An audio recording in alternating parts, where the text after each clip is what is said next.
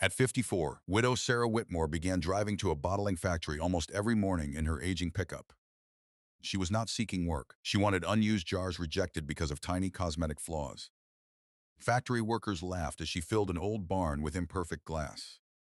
Sarah inspected every jar, discarded anything unsafe, and used the sound containers for homemade preserves. 5 years later, those rescued jars helped Whitmore Pantry receive a $400,000 purchase offer. The people who mocked her finally learned that Sarah had never been saving glass alone. She had been rebuilding her life. By the time Sarah Whitmore turned 54, silence had become the loudest part of her life. Every morning, she woke before sunrise in the small white farmhouse where she and her husband had spent nearly 30 years building a simple life together. The coffee pot still sat in the same corner of the kitchen. His old denim jacket still hung beside the back door. Some mornings, she caught herself reaching for a second coffee mug before remembering there was no one left to drink from it. 5 years earlier, her husband Daniel had lost his battle with pancreatic cancer. He had never complained, even during the final months when working the farm became impossible. Instead, he spent his last spring teaching Sarah everything he knew about keeping bees, preserving vegetables, and repairing almost anything with simple tools. "Don't ever waste something that still has life in it," he used to tell her. Those words stayed with her long after he was gone. Their 2 children had moved to Wichita years before. Both visited whenever they could, but they had jobs, families, and lives of their own. Sarah never wanted them to feel responsible for her. So she stayed. The farm wasn't large, barely 12 acres outside a quiet Kansas town, but it had been in Daniel's family for generations. Selling it had never crossed her mind, even when money became painfully tight.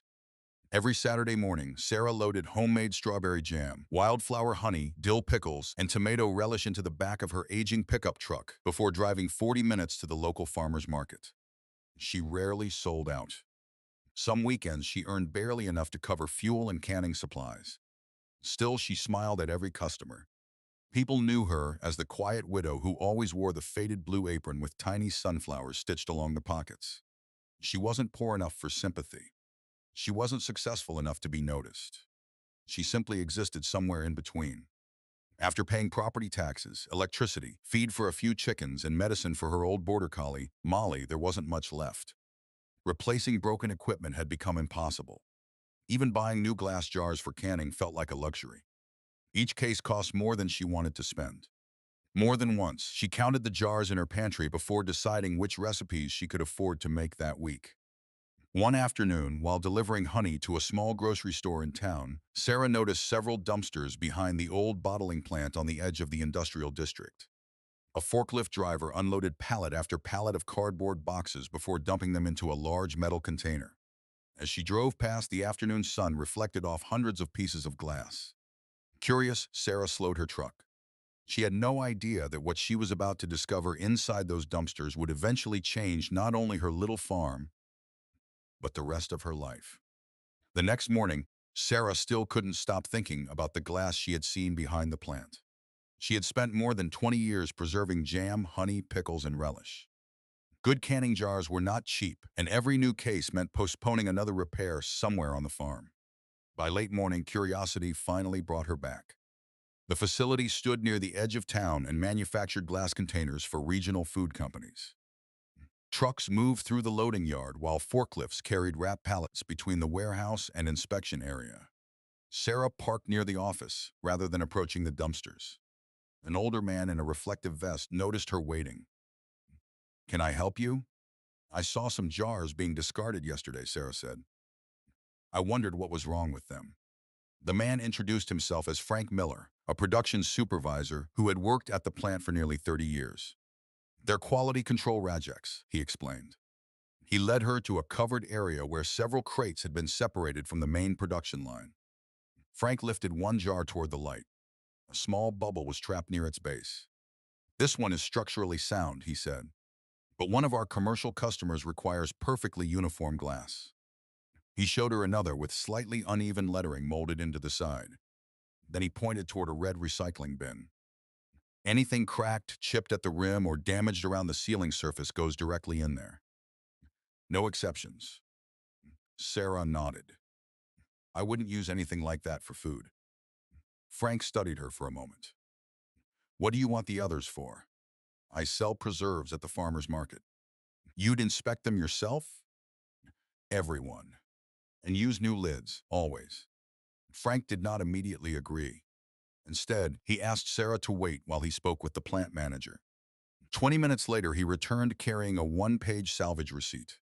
The plant could not allow anyone to remove jars from the dumpsters, but it could release a limited quantity of unused containers that had failed inspection only for cosmetic reasons.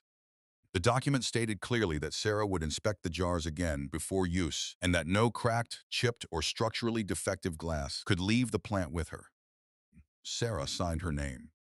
That afternoon, a forklift placed 6 boxes in the bed of her pickup, nearly 300 jars. Most had tiny bubbles, faint surface marks, or slightly uneven embossing. None had damaged rims. As Sarah secured the boxes with old ratchet straps, 2 workers stepped outside for lunch. One nudged the other. Someone finally found a customer for the rejects. The second man laughed. Maybe she's opening a museum for ugly jars. Sarah heard them. She thanked Frank, climbed into her truck, and drove home. Inside the old red barn, she inspected every jar beneath a bright work light. Anything questionable went into her own recycling crate. The sound jars were washed, sorted by size, and arranged across shelves Daniel had built years earlier. By sunset, the glass caught the fading light and scattered it across the wooden floor. To the factory, the jars were imperfect. To the workers, they were a joke. But to Sarah, they looked like the first thing she had seen in years that still had value simply because someone was willing to look twice. And those first few hundred jars would soon become thousands. By the end of the first month, Sarah had made 6 trips to the bottling plant.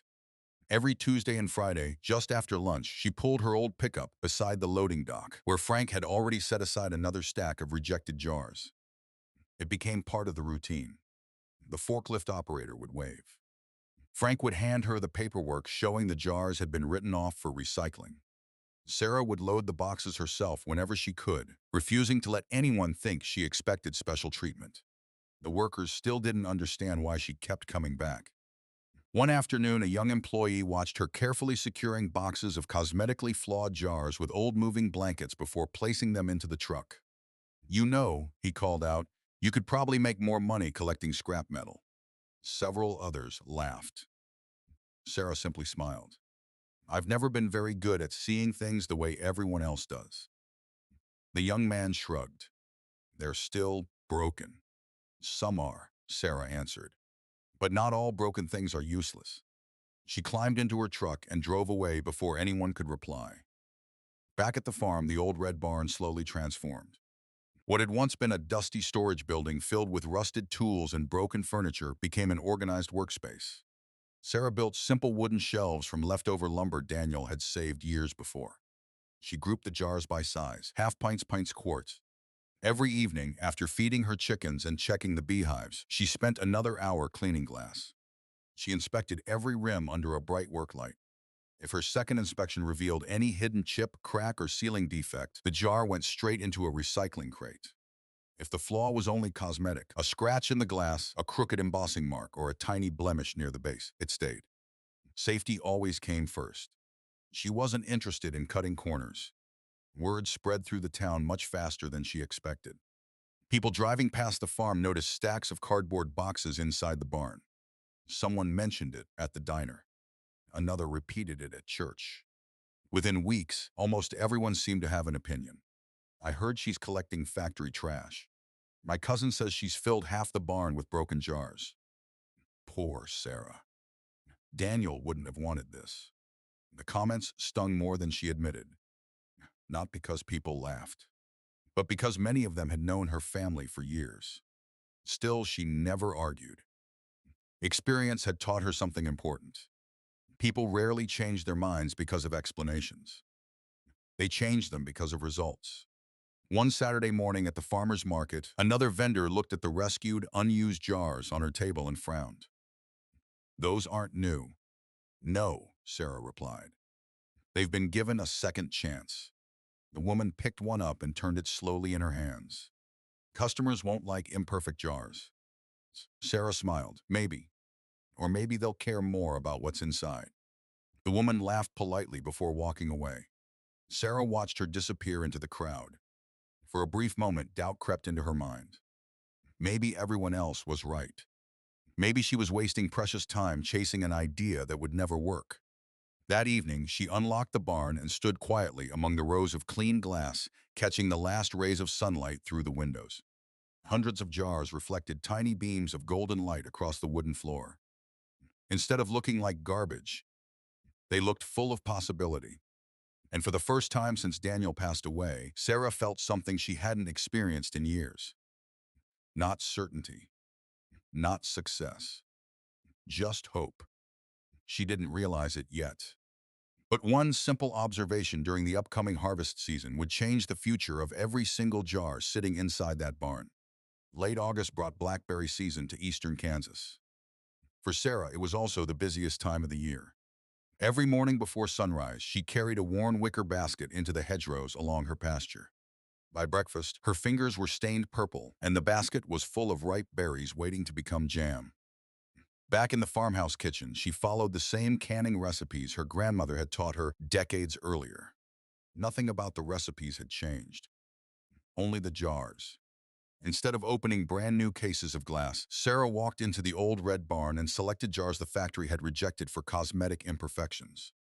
Before using a single one, she inspected it again under bright light. Any jar with a crack, a chipped rim, or any flaw that might affect a proper seal went straight into the recycling bin. Only jars with harmless surface marks, tiny bubbles, or slightly uneven embossing remained. Each one was washed, prepared according to approved home canning methods, fitted with a brand new lid, and checked again after cooling to make sure the seal had formed properly. For Sarah, saving money was never more important than keeping people safe. One Saturday morning, she arranged 24 jars of blackberry jam across her booth at the farmer's market. Unlike before, no two jars looked exactly alike. A customer picked one up and smiled. "I've never seen jars like these." Sarah turned it gently in her hands. The factory couldn't sell this one because of that little bubble. The customer held it toward the sunlight. It actually makes it feel handmade. Within an hour, Sarah noticed something unexpected. People weren't talking about the jam first. They were talking about the jars. "I like that everyone is different. They remind me of my grandmother's pantry. They have character." By noon, every jar had sold. Driving home, Sarah couldn't stop thinking about what she had heard all morning. The tiny imperfections weren't hurting her products. They were helping people remember a time when nothing in the kitchen had to look perfect to be treasured. That evening, she opened one of Daniel's old farm notebooks and wrote 4 words across a blank page. "Nothing should be wasted." The sentence wasn't only about glass. It was about food, about hard work, about people. And perhaps without realizing it, it was also about herself. The following week, she printed simple craft paper labels. At the bottom of each one appeared a single line: "Packed in a rescue jar." She didn't know it yet, but those 5 words were about to catch the attention of someone who could share Whitmore Pantry with thousands of people far beyond their little Kansas town. The following Saturday, Sarah returned to the farmer's market with something different. The recipes hadn't changed. Neither had the honey. The blackberry jam still came from the same patch behind her pasture, and the dill pickles were made exactly the way Daniel's mother had taught her decades earlier. But every jar now carried a simple brown craft paper label. Across the center, in clean black lettering, were 2 words: Whitmore Pantry. Near the bottom, in smaller print, appeared a single sentence: "Packed in a rescue jar." Sarah wasn't sure how people would react. She worried some customers might think cosmetically imperfect jars looked unprofessional. Others might assume she was simply trying to save money. Still, she believed honesty was better than pretending every jar was brand new. Just after opening, an older couple stopped at her booth. The woman picked up a jar of peach preserves and smiled. "I noticed your label." Sarah nodded. "We rescue jars the factory can't use." The husband turned the jar in his hands, examining the faint bubble trapped inside the glass. "So this little flaw is why they threw it away." "That's right." He laughed quietly. "I've seen worse imperfections in jars my grandmother used for 50 years. His wife smiled. "I actually like it. It feels real." They bought 4 jars. Not long afterward, a young mother approached with her daughter. The little girl pointed excitedly toward the shelf. "Mom, look, they're all different." Sarah knelt beside her. "They are, just like people." The girl grinned. "I want the one with the tiny bubble." Her mother laughed. "We'll take that one." As the morning continued, Sarah noticed something unusual. Customers weren't asking about discounts. They were asking about the story. Where do the jars come from? How many have you rescued? Does the factory know? Instead of spending most of the day explaining flavors, Sarah found herself telling the story of discarded glass finding a second purpose. People listened, not politely, genuinely. By closing time, every jar was gone. Even more surprising, several customers asked if they could place orders for the following month. Driving home, Sarah realized something important. She wasn't only selling food anymore. She was selling a story people wanted to become part of. Over the next several weeks, she carefully expanded her product line. Apple butter in autumn, wildflower honey throughout the summer, bread and butter pickles, spicy tomato relish, blackberry preserves. Every product used the same rescued jars. Every label carried the same message.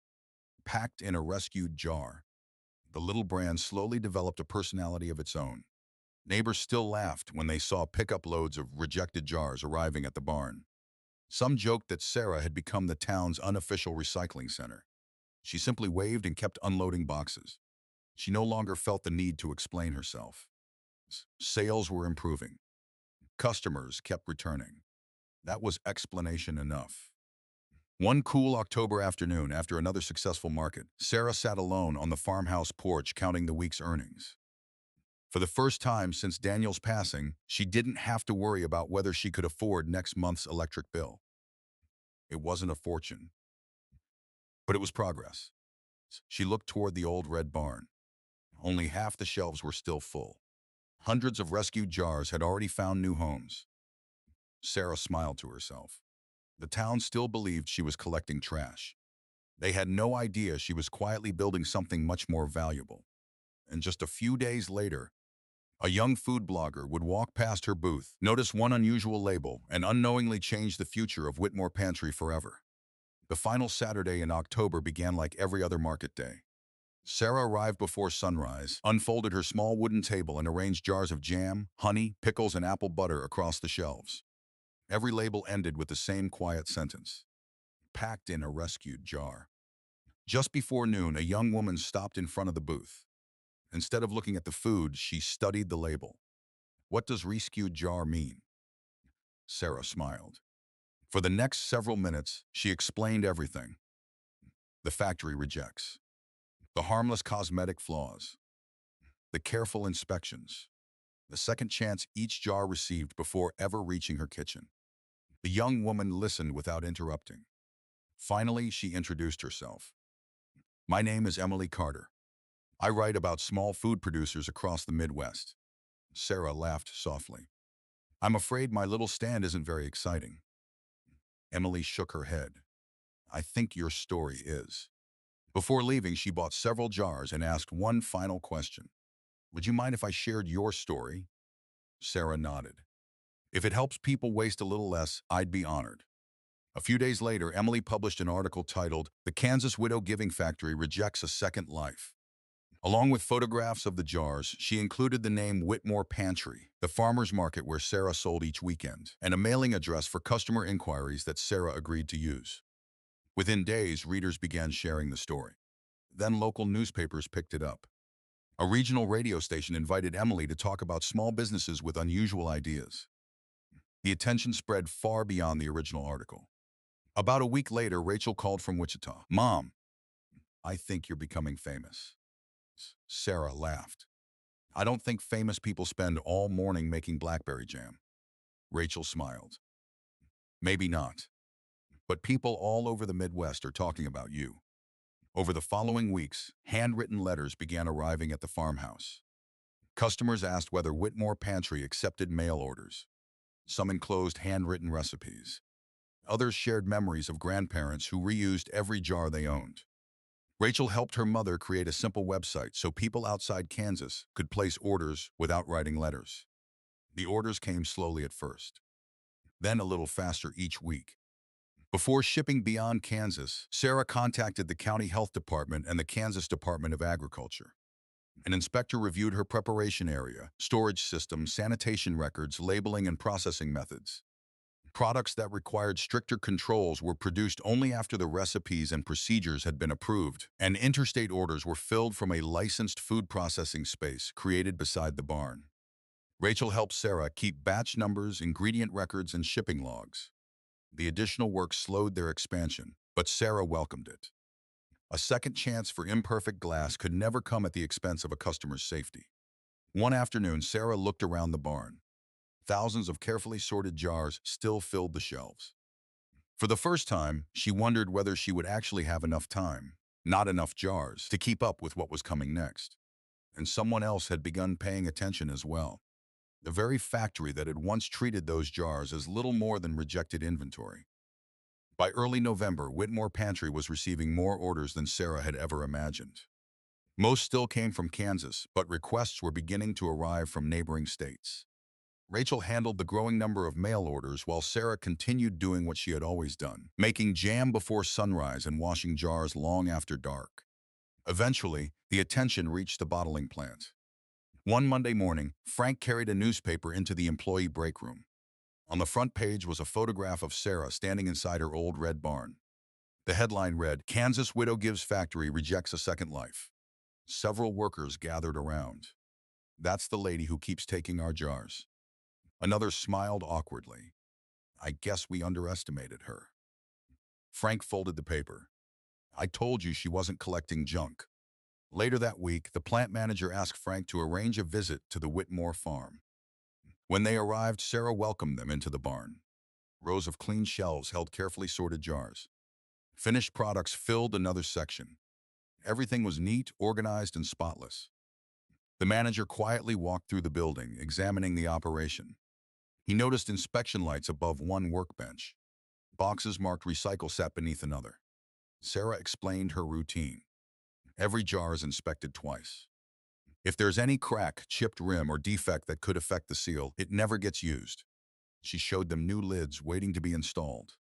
Then she demonstrated how every sealed jar was checked again after processing. The manager nodded. "I appreciate how seriously you take food safety." Back at the factory, the management team reviewed her operation over the following weeks. Their quality department confirmed that Sarah was using only jars rejected for cosmetic reasons. The legal department prepared a simple release agreement stating that all final inspections remained Sarah's responsibility and that structurally defective jars would never be included. Only after those reviews were completed did the manager return to the farm. This time, he carried a folder instead of questions. "We have a proposal." He explained that the factory spent thousands of dollars each year recycling cosmetically rejected jars. Rather than sending those containers to be crushed, the company wanted to create a formal salvage partnership with Whitmore Pantry. Each month, the factory would set aside a limited quantity of unused jars that had failed inspection only for cosmetic reasons. Sarah would receive them at no cost, inspect every jar herself, and remain responsible for deciding which ones were suitable for food use. Sarah looked at the agreement for a long moment. Just 1 year earlier, she had worried about finding enough jars to keep her small business alive. Now the factory itself wanted to help supply her. As Frank prepared to leave, he smiled. "Remember when the guys used to laugh every time you pulled into the yard?" Sarah laughed softly. "I remember." Frank looked back toward the barn. "They don't laugh anymore." Watching the truck disappear down the gravel road, Sarah realized something had quietly changed. The factory no longer saw unwanted jars. It saw value. And before long, someone else would begin seeing the same thing in Whitmore Pantry itself. The partnership with the bottling plant quietly changed the rhythm of life on the Whitmore farm. Every Tuesday morning, a truck delivered carefully separated pallets of cosmetically rejected jars. Sarah still inspected every single one herself. The delivery simply meant she spent less time searching for containers and more time making the food her customers loved. Business continued growing, but not overnight. Week after week, familiar names began appearing on new orders. Customers who had first purchased a single jar of blackberry jam returned for honey. Those who ordered honey came back for apple butter. Many included handwritten notes. The jar reminds me of my grandmother's pantry. Please don't ever stop using these rescued jars. Rachel organized the growing number of mail orders and built a simple website so customers outside Kansas could place orders more easily. It wasn't elaborate. Just photographs of the products, a short description of Sarah's story, and an order form. At the top of the homepage appeared one sentence: nothing should be wasted. As the months passed, the customer list slowly expanded beyond Kansas. Specialty food stores in Missouri began placing small wholesale orders. Then came Nebraska. Soon a shop in Oklahoma requested seasonal shipments before the holidays. None of the orders were enormous. Together, however, they created something Sarah had never experienced before: steady demand. The additional income allowed her to repair the farmhouse roof before winter. She finally replaced the aging refrigerator that had struggled through every summer. Daniel's neglected greenhouse was restored and filled with herbs, berries, and vegetables that would eventually become new recipes. Yet Sarah herself hardly changed. She still rose before sunrise, still prepared every batch in small kettles, still inspected every rescued jar one last time before filling it. Friends encouraged her to buy larger equipment. Others suggested renting a commercial building in town. Sarah always smiled. If I grow faster than I can protect the quality, I'll lose the reason people trusted me in the first place. By early spring, Whitmore Pantry had become a familiar name among specialty food shops across much of the region.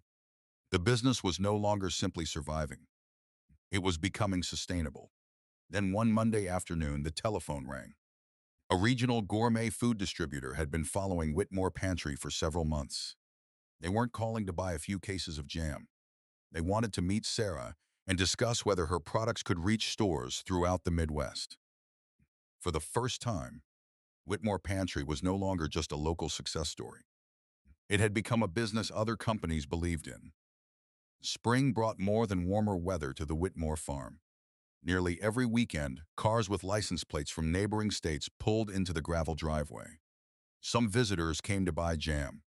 Others simply wanted to see the little barn where thousands of rescued jars had found a second life. Sarah welcomed everyone the same way. She offered samples, answered questions, and told the story honestly. It was never really about the jars, she often said.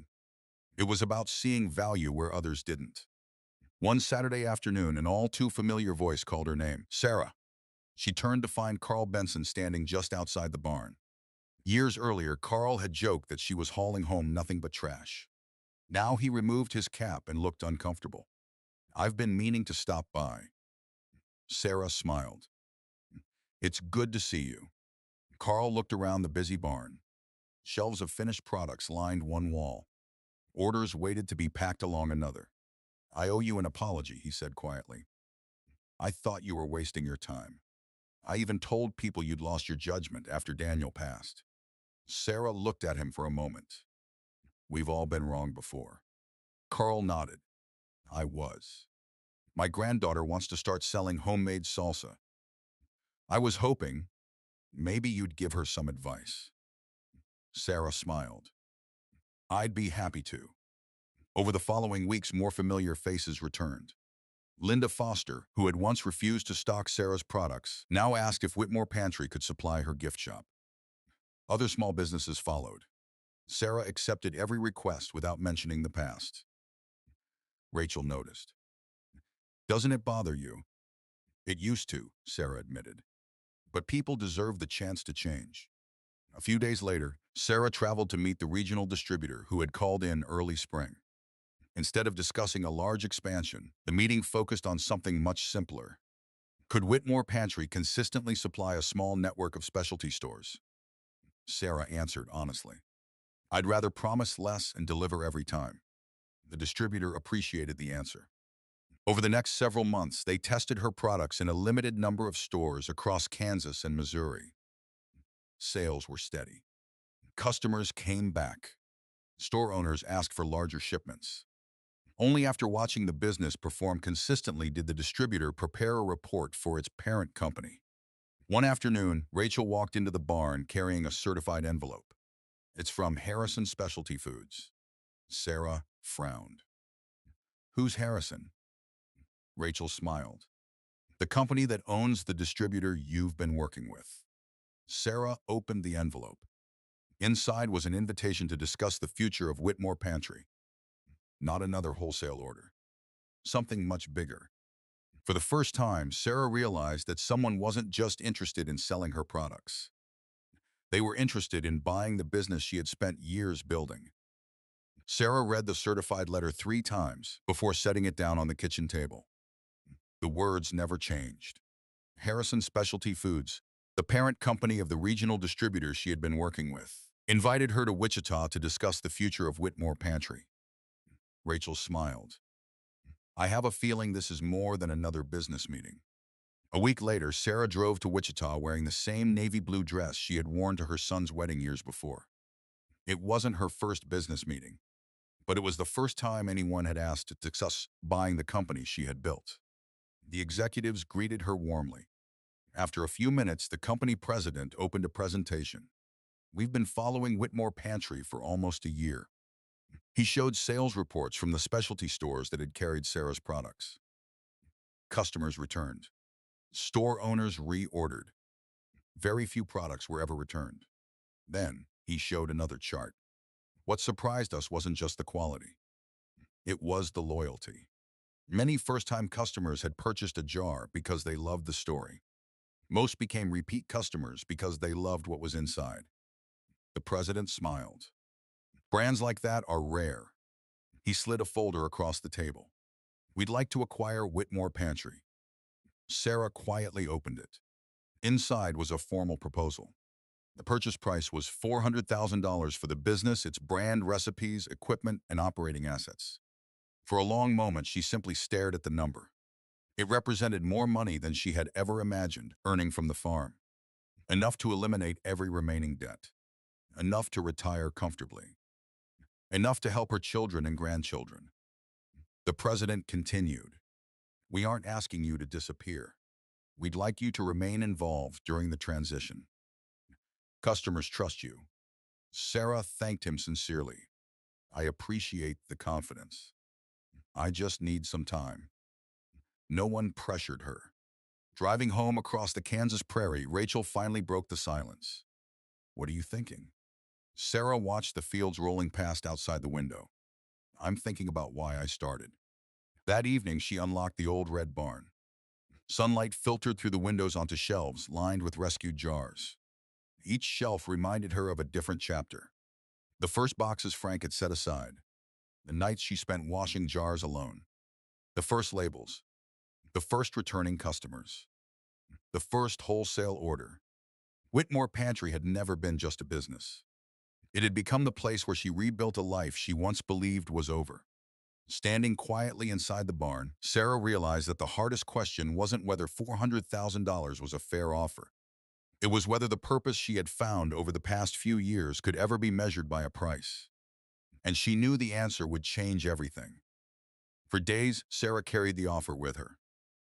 Not the folder. The question. $400,000. It was enough to change her family's future forever. Friends encouraged her to accept. You've earned it. You've worked hard enough. Take the money while you can. Even Rachel admitted it was difficult to ignore. It's a wonderful opportunity, she said. But whatever you decide, I'll stand beside you. A week later, Harrison's leadership team returned to the Whitmore farm. This time, Sarah invited them into the old red barn. Sunlight filtered through the windows, reflecting softly from hundreds of rescued jars waiting to be filled. The company president smiled. I've wanted to see this place ever since I read Emily's article. They sat around a weathered wooden table. No lawyers. No presentations. Just coffee and conversation. Finally, the president asked gently, have you reached a decision? Sarah nodded. I have. She rested her hand on the contract but didn't open it. When I started this business, I thought I was trying to save money. She looked around the barn. But somewhere along the way, I realized I was really trying to save something else.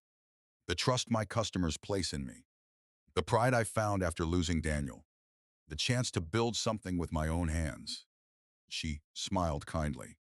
If Whitmore Pantry ever becomes just another brand on a supermarket shelf, I'm afraid it will stop being the place that gave me a second chance. The room remained quiet. Then the company president smiled. I was hoping you wouldn't say that. Sarah looked surprised. You were? He nodded. Because the woman who would sell this business without hesitation isn't the woman our customers believe in. Everyone laughed.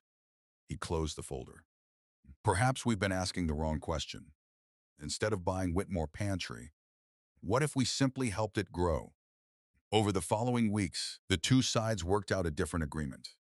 Harrison would continue distributing Whitmore Pantry products to selected specialty food stores throughout the Midwest. Sarah would keep full ownership. Every recipe would remain unchanged. Every jar would still be inspected by hand. Every label would continue to read, packed in a rescued jar. As demand slowly increased, Sarah realized she could no longer do everything alone. Rather than expanding into a factory, she hired two local women to help with labeling, packing, and preparing shipments. Months later, two more joined the team. Most lived only a few miles away. Each learned the same lesson on their first day. Sarah handed them a rescued jar and said, "This business isn't built on perfect glass. It's built on careful hands." Watching the women laugh together inside the barn one evening, Sarah realized something remarkable. Years earlier, people believed she was filling the building with unwanted jars. Without realizing it, she had been filling it with opportunity instead. And that would prove to be the greatest success Whitmore Pantry would ever achieve. 5 years after Sarah first drove her old pickup to the bottling plant, very little about the Whitmore farm looked different from the outside. The white farmhouse was still modest. The porch still creaked beneath heavy footsteps. The gravel driveway still collected puddles after every spring rain. Even Sarah still drove the same pickup, though Rachel had finally convinced her to replace the worn tires. Some things never needed replacing. Others quietly became traditions. Every Tuesday morning, the bottling plant delivered another shipment of cosmetically rejected jars. The workers no longer joked when they unloaded the truck. Instead, they often tucked handwritten notes into the first pallet. Thought these little bubbles looked especially nice. These reminded us of your first visit. Keep giving them another chance. Frank had retired the previous winter. Before leaving the company, he stopped by the farm one last time. The old barn was no longer just a storage building. One side remained the workshop where preserves were prepared and packed. Near the entrance, Sarah had created a small farm shop where visitors could purchase products and learn the story behind Whitmore Pantry. Frank smiled as he looked around. You've built something special. Sarah shook her head. We all did. Before leaving, Frank paused in front of a small wooden shelf. Resting there was a single empty glass jar. It wasn't for sale. It was the very first factory reject Sarah had brought home years earlier. A tiny air bubble shimmered inside the glass whenever sunlight reached it. You kept the first one, Frank said. Sarah nodded. It reminds me that being imperfect isn't the same as being useless. After he left, she carefully placed the jar back where it belonged. Visitors often ask why an empty jar occupied the most important shelf in the barn. Sarah always answered the same way. Because every story has to begin somewhere. Whitmore Pantry continued to grow, but only as fast as Sarah believed she could protect its quality. She never turned it into a factory. She never abandoned the methods that had earned people's trust. Instead, every new employee learned the same lesson before packing a single order. You aren't just filling jars, Sarah would say. You're carrying someone's trust home. One autumn afternoon, a young woman arrived carrying a cardboard box. Inside were dozens of old canning jars that had belonged to her grandfather. I couldn't bear to throw them away, she said quietly. Sarah picked one up and held it toward the window. The old glass rippled gently in the afternoon light. It's beautiful, she whispered.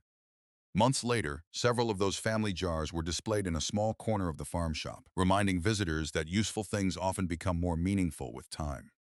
One evening, after the last employee had gone home, Sarah sat on the porch watching the sun disappear behind the Kansas fields.